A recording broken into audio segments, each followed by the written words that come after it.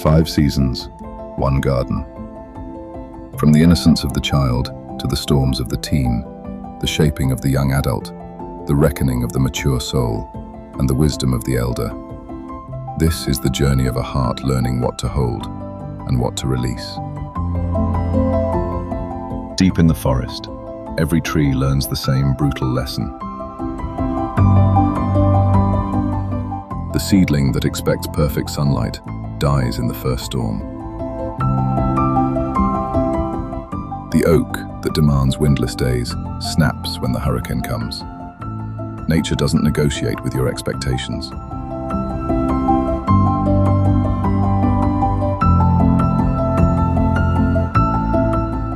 Watch a child take their first steps into the woods. Everything is wonder. They expect every path to lead to treasure, every rustling bush to hide friendly creatures, every shadow to dance with magic.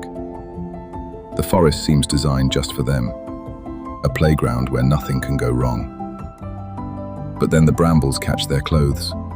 The path they thought led home circles back to confusion.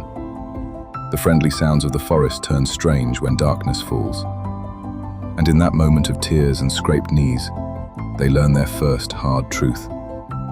The forest doesn't care about their expectations. It simply is what it is. Marcus Aurelius knew this. Even as Emperor of Rome, he began each morning expecting to meet difficult people, ungrateful souls, those who would disappoint him. Not because he was pessimistic, but because he understood the nature of the wilderness we all inhabit. When you expect the forest to be harsh, its occasional kindness becomes a gift rather than an entitlement.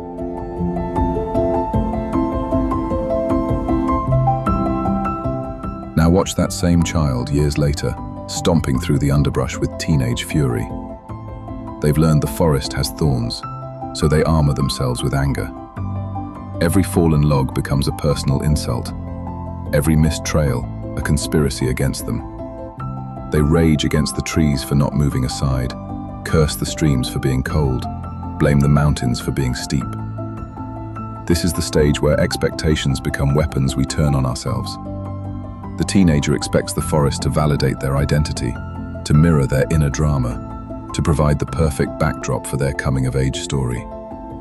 When it doesn't, when it remains indifferent to their emotional storms, they feel betrayed by existence itself. They haven't yet learned what Brandon Sanderson observed, that expectations are like fine pottery. The harder you hold them, the more likely they are to crack.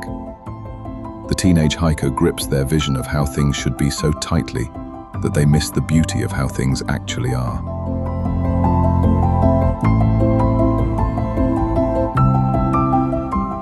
Years pass. Now they enter the forest with a plan. Maps, GPS, weather forecasts, protein bars calculated to the gram. They've studied the terrain, read the survival guides, learned from their teenage mistakes. They expect competence to be rewarded, preparation to guarantee outcomes. But the forest laughs at their spreadsheets. The perfectly plotted trail gets washed out by yesterday's rain. The GPS loses signal in the thick canopy. The weather forecast lied, and now they're soaked through, shivering in their expensive gear, wondering why their careful planning means nothing to the indifferent wilderness. This is where many break. They expected that if they just worked hard enough, planned carefully enough, optimized thoroughly enough, they could eliminate uncertainty from their journey. They discover instead that, as one wise observer noted, expecting things to go a set way is to reject the fabric of life itself. The forest doesn't care about their business plan, their timeline, their carefully constructed vision of success. It operates by older, deeper laws.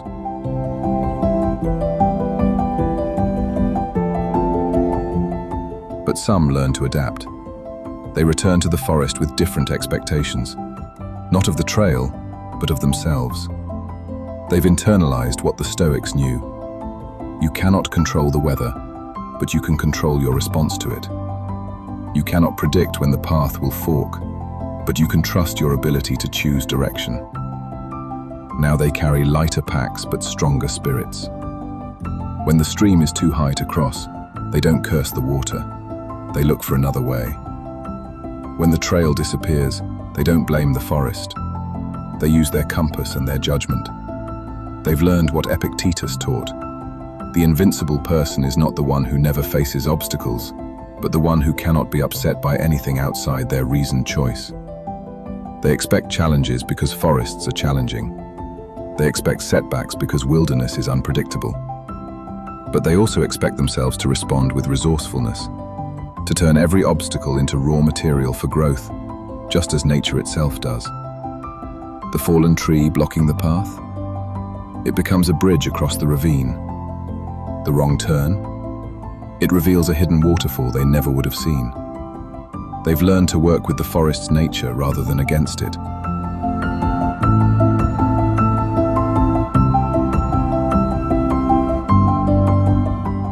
And finally, there are those who have walked the forest path so long that they've become part of the ecosystem itself. They enter the woods not with expectations, but with presence. They've learned the deepest secret, that happiness and gratitude are indeed about expectations, but not in the way most people think. It's not about lowering expectations until nothing can disappoint you. It's about aligning your expectations with reality itself.